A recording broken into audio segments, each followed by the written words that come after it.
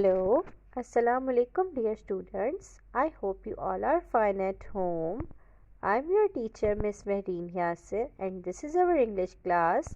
Let's start this class. Today the date is 18 January 20 and the day is Monday.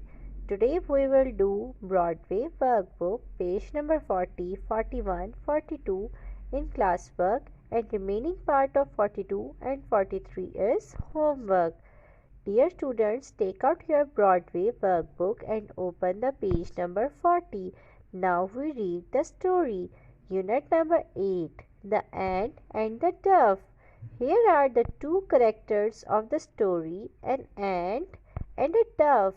इस story के to characters हैं, एक एंट और एक डव.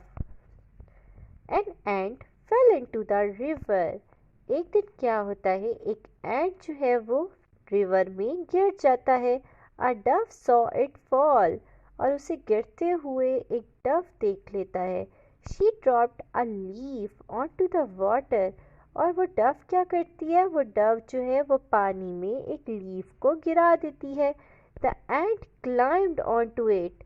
और एंट क्या करता है, उस लीफ पे चढ़ जाता है. It reached bank safely. और वो किनारे पर सेफली पहुंच जाता है. It was very happy. और वो एंट जो है वो बहुत खुश होता है. Some days later the dove was caught in a hunter's net. कुछ दिन बाद पता है क्या होता है, वो जो डव होता है उसको एक हंटर अपने नेट में पकड़ लेता है. The ant saw her. और एंट जो है ये देख रहा होता है. The ant called his friends to help. और एंट पता है क्या करता है, एंट अपने सारे फ्रेंड्स को हेल्प के लिए बुला लेता है. Together they made holes in the net. और वो मिलकर सारे एंट्स क्या करते हैं, नेट में होल्स बना देते हैं. The Dove was free. और इस तरह जो डव होता है वो फ्री हो जाता है, आज़ाद हो जाता है. Thank you my friend said the dove to the ant. अब डव जो है वो एंड अपने फ्रेंड को थैंक यू करता है. Thank you my friend said the ant to the dove. और एंड भी डव से थैंक यू करता है. Now look at the page number 41. Now we solve the exercise. Question number 1. Learn to read. Underline the correct answer. The first one has been done for you. जो भी हमें correct answer लगेगा हम उसे underline करेंगे. Number A. An ant fell into a pond या फिर river. एंट जो है वो कहाँ पे गिरा था, पॉन्ड में गिरा था या फिर रिवर में. सो द करेक्ट आंसर क्या था, रिवर. तो हम किसको अंडरलाइन करेंगे, रिवर को. Number B part. A dove dropped a leaf या फिर stone on to the water. Dove ने पानी में क्या गिरा दिया था, लीफ या फिर stone. So the correct answer is leaf. तो हम लीफ को अंडरलाइन करेंगे. डियर स्टूडेंट्स, बाकी के स्टेटमेंट्स को आप रीड करेंगे और करेक्ट आंसर को अंडरलाइन कर देंगे. Question number 2. Learn words. Here are some clues. Find the words.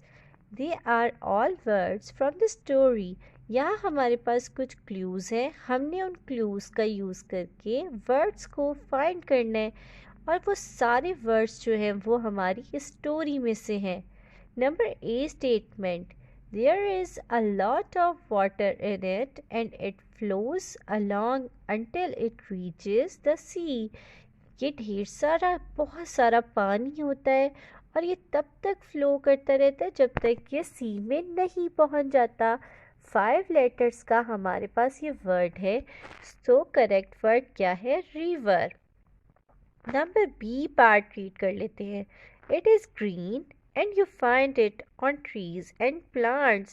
4 letters का ये वर्ड है और इस कैसा होता है, ये ग्रीन कलर का होता है और ये हमें कहाँ मिलता है, हमें ट्रीज में मिलता है, हमें प्लांट्स में मिलता है. So the correct answer is leaf. Dear students, बाकी के स्टेटमेंट्स को रीड करेंगे और यहाँ पर वर्ड्स को राइट कर लेंगे. Now open the page number 42. Learn grammar.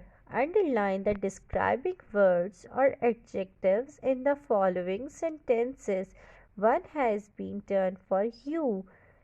हम यहाँ पर अंडरलाइन करेंगे डिस्क्राइबिंग वर्ड्स को या फिर एडजेक्टिव्स को, जो भी हमें सेंटेंसेस में ठीक लगेगा. One has been done for you. Number A part, a small mouse fell into a hole. एक छोटा सा जो माउस है वो होल में गिर जाता है. तो यहाँ पर एडजेक्टिव क्या है? स्मॉल. हमने लास्ट लेक्चर्स में एडजेक्टिव पढ़ा था. एडजेक्टिव क्या होता है? An adjective is a word that describes a noun. Adjective सिर्फ को कहते हैं. तो फिर हमारे पास ए पार्ट में करेक्ट एडजेक्टिव क्या है? स्मॉल. तो हम किसको अंडरलाइन करेंगे? स्मॉल को. Number B part, a kind lion help the mouse. एक काइंड लाइन जो है उसने मदद की माउस की. तो यहाँ पे हमारे पास करेक्ट एडजेक्टिव कौन सा है? हमारे पास काइंड एडजेक्टिव है, तो हम अंडरलाइन करेंगे काइंड को. इसी तरह हम बाकी स्टेटमेंट्स को रीड कर लेंगे और जो भी हमें करेक्ट एडजेक्टिव लगेगा उसे हम अंडरलाइन कर देंगे. Now the question number 4, page number 42 and page number 43 is our homework. Learn to write. Write 2 sentences about each of these pictures. What has been done for you? हमारे पास यहाँ पर 5 pictures दी हुई हैं. ट्री की, रोज़ की, black dog की, bicycle की and a story book की. यहाँ हम इन चीज़ों के बारे में, हम पेज नंबर 40 पे इन सारी चीज़ों के बारे में 2 लाइन्स लिखेंगे. For example, a tree is big and it has many leaves. I can stand under a tree when it is very hot. इसी तरह नंबर 2 पे है हमारे पास. जिस तरह से ये ट्री के बारे में सेंटेंसेस हैं, इसी तरह हम रोज़ के बारे में भी सेंटेंसेस लिख सकते हैं. The rose is red. This is the beautiful rose. इसी तरह हम बाकी सारी चीज़ों का कोई भी 2 सेंटेंसेस को पेज नंबर 43 पर राइट कर देंगे. This is our homework. Okay, my dear students, thank you so much. Have a wonderful day. Allah Hafiz and take care.